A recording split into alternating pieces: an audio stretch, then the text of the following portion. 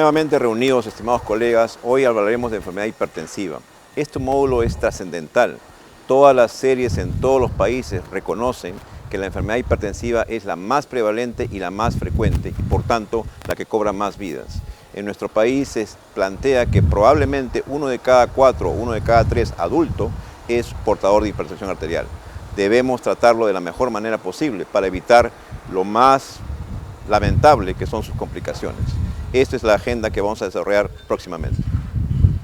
El módulo que a continuación vamos a presentar se refiere a enfermedad hipertensiva, un enfoque práctico basado en las evidencias. Es de suma importancia por cuanto se reconoce que la enfermedad hipertensiva es la más frecuente entidad cardiovascular y evidentemente la que impacta en mayor medida en la mortalidad cardiovascular.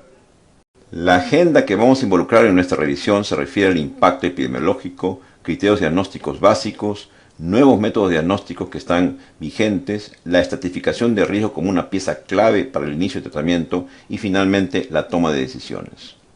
Iniciemos nuestra discusión con el impacto epidemiológico. Se reconoce que el estudio más grande de carácter epidemiológico con respecto a enfermedad hipertensiva es el estudio PURE.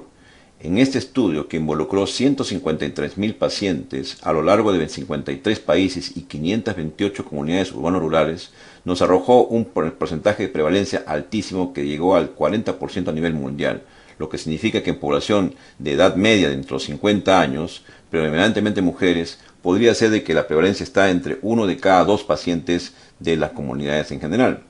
Sin embargo, esto es muy variable y depende mucho de los países, pudiendo llegarse entre un 30 a 50% de prevalencia en general, 1 de cada 3 o 1 de cada 2.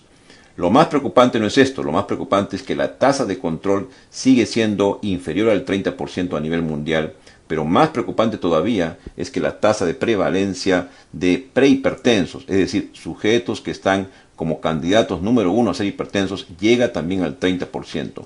1 de cada 3 pacientes prehipertensos en 4 a 5 años ahondarán en lo que significa la tasa de hipertensión instalada. Por lo tanto, debemos estar seriamente preocupados porque todavía se reconoce que la tasa de diagnóstico y de tratamiento sigue siendo subóptima en general. Si bien es cierto que no contamos con cifras exactas en Latinoamérica, podemos tener esta referencia como un punto de apoyo, donde claramente se ve que prevalencias en los países latinoamericanos oscilan entre el 23 al 35%, la tasa de conocimiento oscila entre el 31 y el 60% y la tasa de tratamiento es tremendamente inferior al 50%. Pero más preocupante aún es que se reconoce que en Latinoamérica la tasa de control, es decir, la capacidad de poder frenar esta enfermedad solamente está entre el 6 al 19%, es decir, 1 de cada 5 pacientes hipertensos en Latinoamérica está controlado apropiadamente. En nuestro medio existen algunos reportes tipo registros de lo que puede significar la prevalencia de enfermedad hipertensiva. Se reconocen 2 estudios llamados Tornasol 1 y Tornasol 2, tipo encuestas hechas a nivel nacional con muchas ciudades involucradas a lo largo del país, donde tenemos una cifra también preocupante que llega en muchos sitios como el 30%.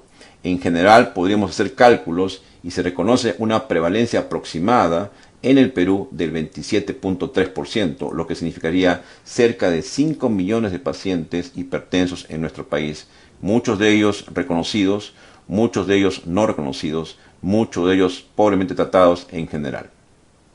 Sin embargo, en otras publicaciones de carácter público, de carácter del Ministerio de Salud, como la de Senan del INS del 2005, revela diferentes tasas de prevalencia que pueden oscilar entre el 9.5 al 14.3% según autorreportes.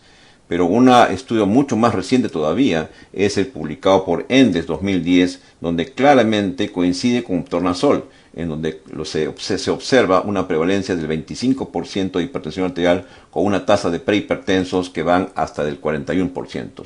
Lo importante es que es una enfermedad altamente prevalente, diríamos que de carácter endémico en nuestro país, y eso significa que debemos estar muy preocupados por el diagnóstico apropiado y evidentemente por el tratamiento apropiado.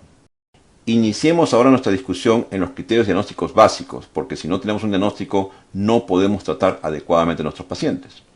En la literatura mundial aún vigente con respecto a los criterios diagnósticos, se sabe claramente que la población normal, normotensa, es aquella que tiene valores de presión sistólica inferiores a 120 milímetros de mercurio y presión diastólica inferiores a 80 milímetros de mercurio. Esa es la población normal. Hipertenso, definido como tal, se refiere a aquel paciente que durante la consulta hemos observado, objetivado y medido presiones sostenidas por arriba de 140, mayor o igual de 140 milímetros de mercurio en la presión sistólica y 90, mayor o igual de 90 milímetros de mercurio en la presión diastólica.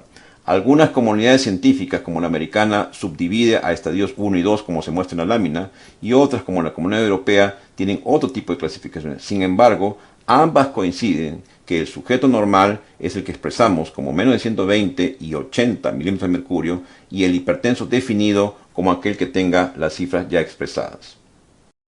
El diagnóstico de enfermedad hipertensiva clásicamente sigue siendo la medición indirecta de la presión arterial a través de nuestros manómetros.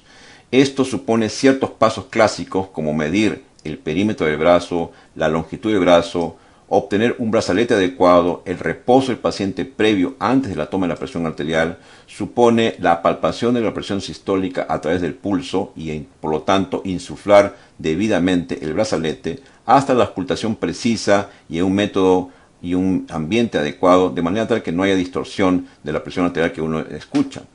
Pero no olvidar que existe un último método adicional que debe ser complementario, utilizado en todo paciente adulto mayor, que supone la búsqueda de ortostatismo, es decir, la presión arterial una vez que ha adoptado la posición de pie. Ante este método clásico de tomar la presión arterial y aún vigente, existen nuevos métodos diagnósticos que vamos a tratar en acto seguido. Con respecto a este tópico de métodos, citaremos a continuación los siguientes. La reflexión de que el método en consultorio no era del todo apropiada para fines pronósticos se pudo documentar a través del estudio Pamela. El estudio Pamela es un estudio muy grande, muy importante, con miles de pacientes involucrados y con un seguimiento de casi 10 años. En ese estudio se vio el valor predictivo de la presión arterial obtenida en consultorio y se le comparó con la presión obtenida en domicilio y se le comparó con la presión obtenida en 24 horas en el día y la noche. Lo extraordinariamente importante es que la presión sistólica y diastólica obtenida en consultorios no es el mejor predictor. Mucho más impactante, mucho más importante para fines pronósticos es la que uno puede obtener en el domicilio del paciente o a través de un registro continuo de la presión arterial. Y así nace la idea de utilizar nuevos métodos mucho más precisos y de mejor predicción.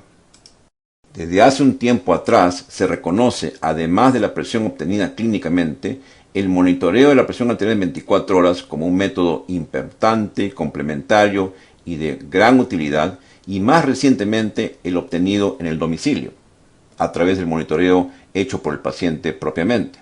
De manera tal que la Comunidad Europea nos publica hacia el 2013 algunas reglas de juego, es decir, la presión arterial en el consultorio sigue siendo un método estándar, y ya conocemos el valor crucial, el umbral a partir del cual hablaremos de hipertensión arterial. Sin embargo, cuando uno opta por un método complementario como el monitoreo en 24 horas, el nocturno, el diurno, tendrá valores ostensiblemente diferentes. Así, por ejemplo, si yo obtengo la presión en 24 horas de mi paciente y esta resulta por arriba de 130 promedial de sistólica y o por arriba de 80 promedial de la diastólica, estaré ante un paciente hipertenso indiscutible.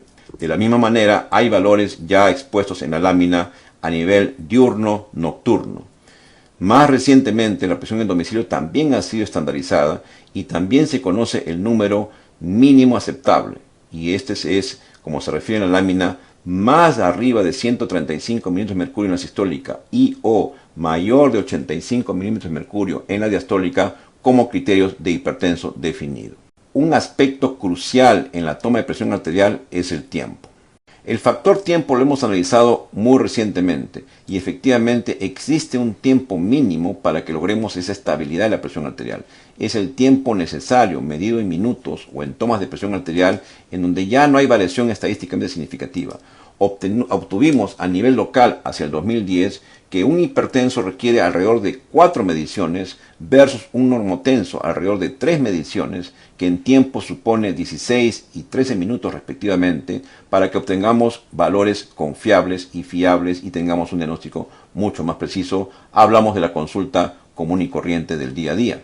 Este mismo análisis lo hicimos mucho más recientemente y efectivamente se repitió el mismo fenómeno. Necesitamos tiempo para que la presión arterial se estabilice, fundamentalmente la sistólica. Y en ese estudio mucho más reciente, el número fue en tiempo de 10 minutos, es decir, 5 tomas cada 2 minutos para que obtengamos un valor bastante aceptable y confiable del punto de vista diagnóstico. Hallazgo le hicimos una correlación con lo que se refiere con un monitoreo ambulatorio de 24 horas y efectivamente hay una correlación lineal y no hay duda que son 10 minutos como mínimo que requeriríamos y eso supone 5 tomas cada 2 minutos para que tengamos un valor confiable. Sorprendentemente, este hallazgo que lo habíamos citado hacia el 2010 y 2014 localmente, la comunidad canadiense lo ha publicado muy recientemente en sus guías. Hacia el 2015 se reconoce un nuevo método de mayor precisión práctico para tomar la presión arterial. Nos referimos propiamente al llamado toma de presión arterial en consultorio de tipo automático o automatizado sin vigilancia. Son dispositivos electrónicos en donde al paciente se le dispone un ambiente adecuado y esta máquina automáticamente le toma entre 5 a 6 tomas cada 2 minutos y nos saca un promedio. Lo importante es que nuevamente el factor tiempo se enfatiza como un criterio de suma relevancia para obtener un valor adecuado. De manera tal que la comunidad canadiense recientemente publica como uno de los métodos más prácticos para que en consultorio tengamos una elevada o baja sospecha de hipertensión arterial. Y básicamente el número como umbral obtenido es 135, mayor o igual de 135 milímetros de mercurio en la presión sistólica y mayor o igual de 85 milímetros en la presión diastólica para que consideremos al sujeto altamente sospechoso de ser hipertenso y en el caso de que sea un hipertenso en tratamiento, altamente sospechoso de que no esté controlado. Ahora bien, ciertamente la medición de la presión arterial es importante, pero ¿acaso tanto o más importante es la estratificación de riesgo de nuestro paciente y que esto no va a ser útil para la toma de decisiones? La estratificación de riesgo supone lo que se traduce en esta imagen. Nosotros tomamos la presión arterial y tenemos una idea a quién nos enfrentamos, pero en realidad si no hacemos una evaluación más exhaustiva, más profunda, de pronto tendremos un paciente de mucho mayor riesgo y que su presión no lo revela en forma precisa. El concepto de estratificación de riesgo lo tiene muy bien elaborado la Comunidad Europea y desde el 2007 al 2013 ha insistido mucho en que es un paso fundamental en la toma de decisiones. ¿Qué supone esto? Fundamentalmente se traduce en explorar a través de los factores de riesgo de la lesión en órgano blanco y acaso la enfermedad cardiovascular instalada como criterios importantísimos para poder documentar a qué tipo de paciente hipertenso me estoy enfrentando. Es decir, yo pudiera tener un hipertenso que está en 140 y 90 de diastólica propiamente y ser un bajo riesgo porque no tiene mayores factores agregados. Sin embargo, si mi paciente tiene 3 o más factores de riesgo convencionales, ya cambiaría su estatus de riesgo y pasaría a ser de riesgo moderado a elevado. Evidentemente, todo paciente que ya haya tenido un daño explícito y documentado en órgano blanco, llámese accidente cerebrovascular, enfermedad coronaria, etc., incluyendo diabetes, pasa a una categoría de máximo riesgo y es un riesgo muy elevado de enfermedad cardiovascular y de eventos. Un punto clave entonces será la documentación de si hay o no hay daño en órgano blanco que acaso es subclínico en la mayoría de los pacientes. Es decir, no hay expresión clínica. Por lo tanto, tenemos que tener 3 herramientas indispensables en cualquier estratificación de riesgo de paciente hipertenso. Vale decir, un electrocardiograma, cálculo de la tasa de filtración glomerular, es decir, tratar de evaluar la función renal a través de una creatinina sérica y su fórmula correspondiente, y finalmente la presencia o no de microalbuminuria. Son 3 elementos claves que nos permiten a qué tipo de hipertenso me enfrento. Es decir, si ya hay cardiopatía hipertrófica, de pronto el electrocardiograma me lo va a documentar. Si hay disfunción renal, también lo voy a documentar con este método. Son 3 elegidos porque gozan de 4 propiedades indispensables. Alto valor predictivo, son disponibles en la mayoría de los casos, son reproducibles y finalmente son costo efectivos. Una vez que tenga todos estos datos, podré proceder a la intervención. De manera global, sabemos que todo paciente hipertenso debe instalarse cambios en el estilo de vida, que supone alimentación, peso, ejercicios. Eso es notablemente importante. Sin embargo, hay un grupo de pacientes hipertensos que debemos tomar una conducta adicional, que supone instalar fármacos. Y eso estará inherente al grado de riesgo cardiovascular global y al nivel de presión arterial. Son los dos criterios fundamentales. ¿Qué presión arterial estoy documentando? ¿Y qué nivel de riesgo tiene mi paciente para que yo tome una conducta? Es decir, a todos les voy a instalar cambios de estilo de vida, pero no a todos necesariamente tendré que instalarles precozmente fármacos antihipertensivos. Finalmente, haremos algunos comentarios sobre la toma de decisiones. En enfermedad hipertensiva hay un elemento clave, crucial, de conocimiento, y esto supone que me va a reducir los eventos. No hay discusión alguna en este momento, independiente qué estrategia utilice, que yo estoy obligado a reducir los niveles de presión arterial.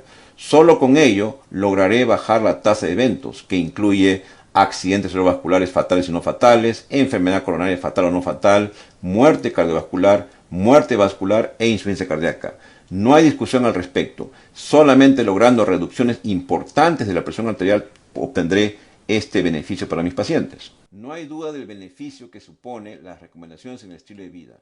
En este momento se disponen de conductas clásicas como la reducción de peso, la restricción de sodio, la actividad física, el consumo mínimo de alcohol e incluyendo una dieta muy abundante en frutas, vegetales e hipograsa como las conductas de vida indispensables para que nuestro paciente hipertenso sea beneficiado.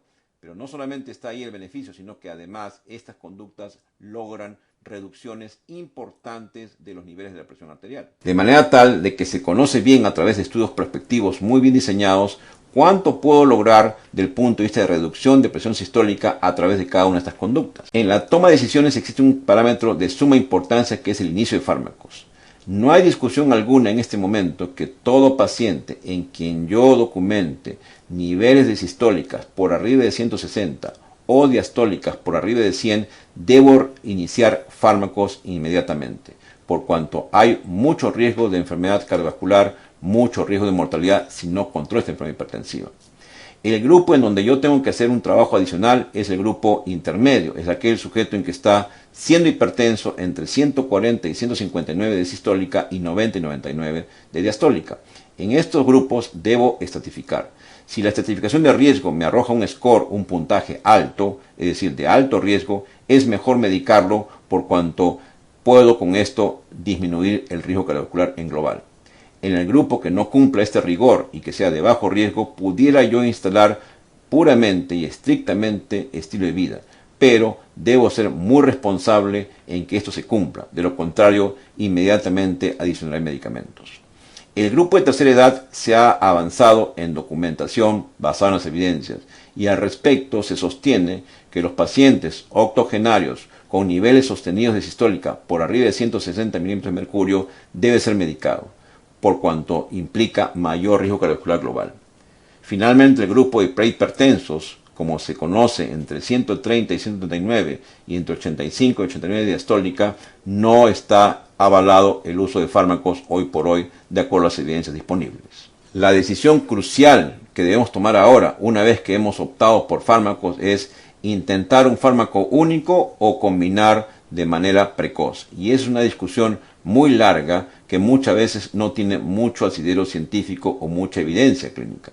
Sin embargo, a manera de orientación, uno puede intentar un agente único en la medida que se trate de un paciente de bajo o moderado riesgo y que sus niveles de presión arterial no sean tan elevados. Hablamos de 140 a 159 milímetros de mercurio en la sistólica y de 90 a 99 de diastólica. Sin embargo, un paciente más bien con riesgo incrementado, de alto riesgo o de muy alto riesgo, es mejor medicarlo con terapia combinada por cuanto está expuesto a mucho riesgo y obviamente la terapia única o monoterapia no podrá obtener resultados tan óptimos como quisiéramos. El problema evidentemente es el nivel de evidencia y hoy por hoy se reconoce que tiene un nivel de evidencia 2B-C. Las estrategias antihipertensivas referidas a fármacos se dividen en familias. Estas familias deben combinarse de manera estratégica. Afortunadamente hay fuerte evidencia de clase 1A en que todos estos fármacos son sólidos. Lo importante es combinar de manera óptima. Se reconocen a los diuréticos, a los bloqueadores de los receptores de angiotensina 2, a los calcioantagonistas, a los inhibidores de la enzima convertidora y a los beta bloqueadores como los agentes más importantes de terapia antihipertensiva. Pero lo más importante es la combinación, y también se reconoce que tanto los diuréticos o los calcioantagonistas tienen una muy buena afinidad con los bloqueadores de receptores de angiotensina 2 o con los inhibidores de la enzima convertidora. Una combinación también atractiva son los beta bloqueadores muy clásica, muy antigua, con los diuréticos. Y finalmente, una menos preferida son las combinaciones que se citan en la lámina. Lo que debemos resaltar es que debemos evitar muy fuertemente el uso de dos bloqueantes del sistema renina-angiotensina, es decir, no utilizar un inhibidor de enzima convertidora junto con un bloqueante de receptor de angiotensina 2, porque ya se ha probado que esto es más bien deleterio que beneficioso.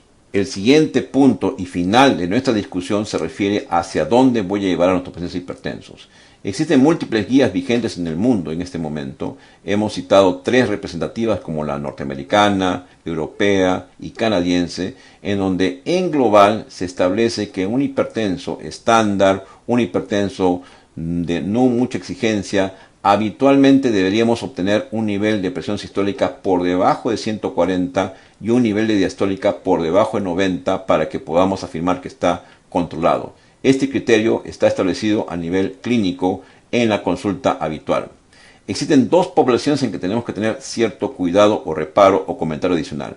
El diabético, por ejemplo, en algunas comunidades, de acuerdo a algunas referencias citadas, se prefiere que esté en niveles un poco inferiores. Hablamos, en el caso de diabetes, sistólicas entre 130 y 135 de milímetros de mercurio, y en la diastólica entre 85 y 90 milímetros de mercurio. Y la siguiente población en que tenemos que tener cuidado también son los adultos mayores. Es propio y recomendable al adulto mayor, fundamentalmente octogenario, oscilar su control de presión arterial sistólica entre 140 y 150. Excepcionalmente buscaremos reducirle a menos de 140, por cuanto esto provoca más daño que beneficio. Bueno, hemos acabado nuestra agenda de discusión. Esperamos que haya sido de gran utilidad y está en ustedes que lo apliquen en su día a día, y nos vemos en el próximo módulo.